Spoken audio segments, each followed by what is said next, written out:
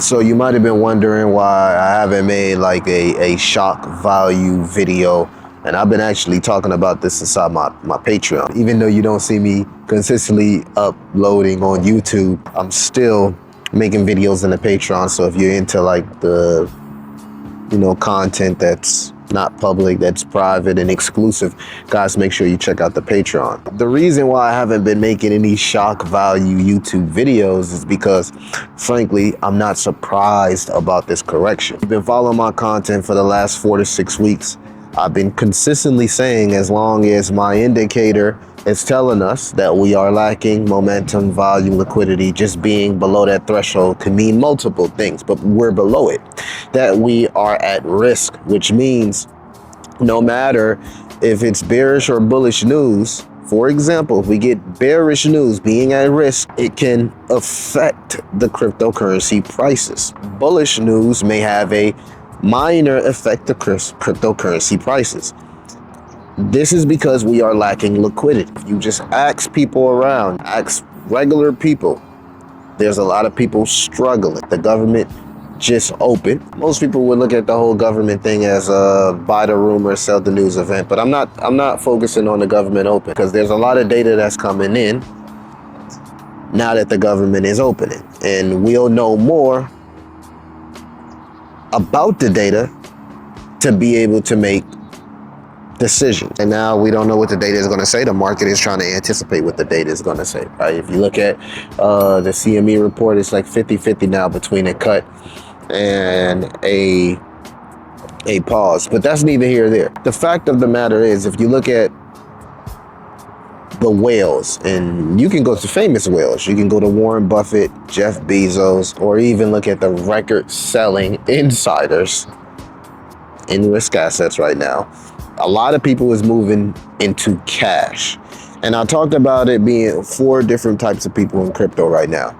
One, you got the people that's been here multiple cycles, that have kind of seen things before, so they have an understanding of how these cycles work. 2, you got people like myself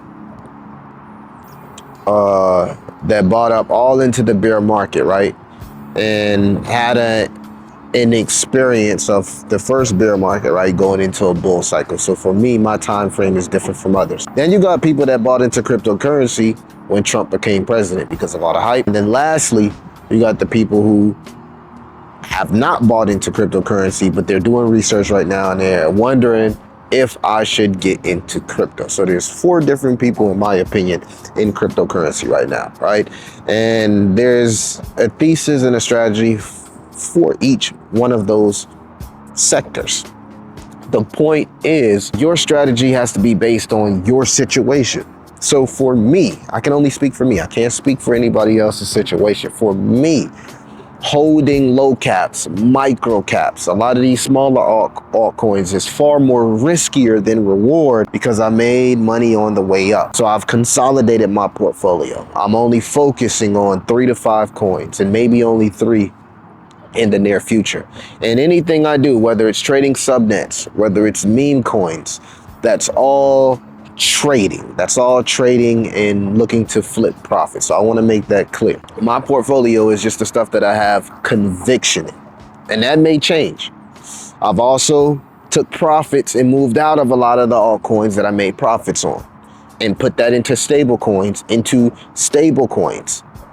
where I'm looking to stack 20 to 30% or even more into stable coins, anticipating a crash. When I've done my research and looked at every historical cycle before the Fed changes its policy, there's always a grace period. Some people call it a crash, I call it a grace period. There's always a grace period. That profit that I put into stable coins, I am looking to take advantage of the grace period before they start printing money. So I want to be able to take advantage of this crash. Now, I don't know when this crash is going to happen, but my indicators tell me that we're at risk to a crash.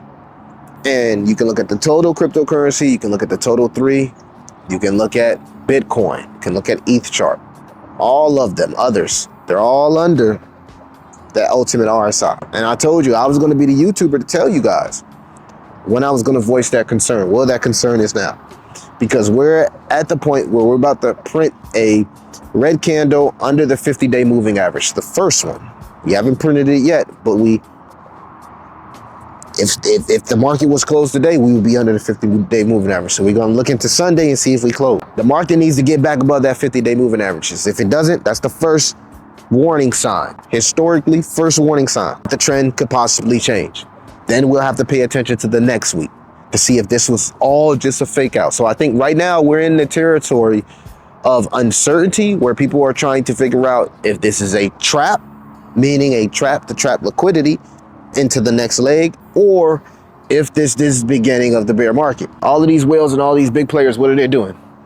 They're moving in cash. This is not a I'm trying to scare you video. This is not none of that. This is a real video and me voicing my concerns and why I feel like a person like myself that bought a lot of crypto on the way, that bought a lot of crypto in the bear market, that's seeing gains, should be looking at if this, where we're at in the market, is, for me, is there more risk or reward? So you're probably wondering, like, Millie, why do you feel like things are at risk? Well, a lot of these companies could be over-evaluated right now. They could be in over their head in leverage, in over their heads in loans, and the fact that the economy itself is struggling and there's no liquidity coming in, the market is more extended in an area where there's no liquidity coming in, then where is that liquidity going to come from? That's going to come from people selling. And it's why you see a lot of those whales, and it's why you see insider selling at all-time highs, because I think a lot of people are starting to figure this out. It's not because artificial intelligence or crypto and none of this isn't the future. It is the future. It's because we lack liquidity and people need liquidity. And when people need liquidity, they sell off their assets, right? And when people start selling their assets, right, these whales short the market. They make double the money. They short the market until they can't short the market anymore. They short the market until something breaks and the Fed has to come in and print. And then when the Fed comes in and prints, they start buying. And when they start buying all of the liquidity that the Fed starts printing, people start having money again and they start putting it back into the market so they make money again. That's how I am looking at the market. I'm looking at the market like I'm anticipating the crash and welcoming it, because I've been putting capital aside to buy things when everything crashes. The Fed can't continue to cut rates because then inflation comes back and then something breaks, right? Like we see. And if they don't cut, guess what happens? They don't cut. If they don't cut, then the market got to figure itself out, figure out itself in an area where there's no liquidity. No one's getting liquidity right now. No one's getting liquidity. Credit at an all-time high. Leverage get wrecked. Where is the money coming from? Economy continues to get crushed. And then guess what happens? The Fed has to come in and save it. Again, either which way I look at it and I try to think about what is about to happen. No matter what I think, it all comes down to the fact that I think we're a little bit more closer to a crash than an explosion. And if we do crash, I expect an explosion after that. I just want to be able to buy everything when we do crash. And no matter how bullish I want to be, chat, I cannot ignore my indicators and I cannot come up here with a platform and not voice the obvious concerns that I'm seeing. I just can't come up here and do that. I just can't. I just can't come up here and not tell you the obvious concerns that I'm seeing inside the market. So, I don't know. What needs to happen is we need to get back above that threshold. And if we can get back above the threshold, I think that's when the fun happens again, because that means that whatever this was that's happening now was just the bottom. And that means whatever it is and happening right now was an opportunity. I just think a lot of people are gonna empty their chamber out a little bit too early. I think this isn't max fear yet. You need max fear to happen. And I don't think that this is max fear yet. I think max fear would be good for this market. It needs to flush out this leverage. It needs to flush out these bad actors. It needs to flush out the paper hands. A final flush before they end QT and possibly go into QE makes perfect sense for anybody that's a whale, that wants to be able to buy assets cheap and on clearance. Why wouldn't they do that? All I'm saying is the indicators tell me we have a weakness. And until we can reclaim that threshold, we're at risk to media, FUD, liquidations, manipulation. We're at risk. That's what I'm saying. So let the word to the wise be efficient, gang. I think right now this is the best time to increase your work ethic and prepare for one of those crashes before they have to, because there's always this grace period, right? We know the money printer is coming, but within this grace period, this is the perfect opportunity to shake out so people can buy cheap before the money printer. Let me know what y'all think. I mean, really, let me know what y'all think, bro. Let me know what y'all think. Am I tripping, or is the market cooked? Because if the market is cooked, then this could be the beginning of the bear market. Because if we print two of those candles based on the experts that's been here in multiple cycles, two of those candles below the 50-day moving averages, they say that's a wrap. This week hasn't closed yet, but we're below the 50-day moving average. So if we close, that's week one. Now we looking at next week.